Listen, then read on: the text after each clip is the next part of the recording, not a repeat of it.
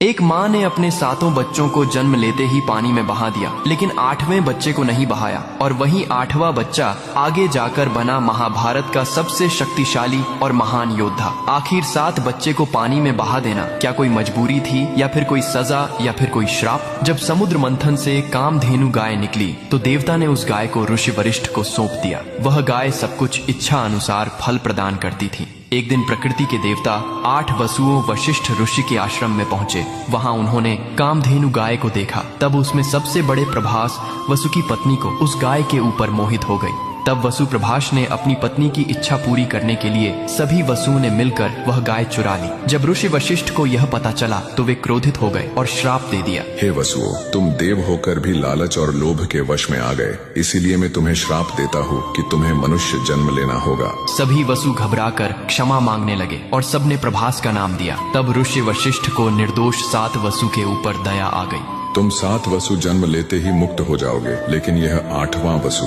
प्रभास को लंबा मानव जीवन भोगना पड़ेगा। जब हस्तिनापुर के महाराज शांतनु एक बार गंगा की मनमोहक सुंदरता पर मोहित हो गए, तब उन्होंने विवाह का प्रस्ताव रखा। गंगा ने प्रस्ताव स्वीकार किया, लेकिन एक शर्त रखी कि मुझे कोई भी कार्य करने से रोकना नहीं। यदि तुमने ऐसा किया तो मैं आपको सदा के लिए छोड़कर चली जाऊंगी। शांतनु ने वचन दिया और दोनों का विवाह हुआ। जब गंगा ने पहले पुत्र को जन्म दिया तब उसे नदी में बहा दिया। शांतनु अंदर से टूट गए, लेकिन वचन के बंधन में मौन रहे। एक एक करके 7 पुत्र जन्मे और गंगा ने सभी को नदी में प्रवाहित कर दिया। लोग शांतनु को कहते थे, यह कैसी निर्दयी माँ है, लेकिन असल में गंगा उन 7 वसुओं को श्राप से मुक्त कर रही थी। जब 8वां पुत्र प्रभास वसु जन्मा तब गंगा फिर उसे नदी की ओर ले चली, लेकिन इस बार शांतनु सह न सके। उन्होंने बहा देने से पहले रोक लिया। अब बस 7 बच्चों को खो चुका हूँ, इसे मैं नहीं मरने दूंगा। ये पुत्र मेरा वारिस बनेगा। तब गंगा बोली, हे राजन, आपने मेरी शर्त तोड़ दी। अब मैं आपको छोड़कर सदा के लिए जा रही हूँ। गंगा अपने पुत्र देवव्रत को लेकर स्वर्गलोक चली गई। वहाँ उन्होंने उसे वेद,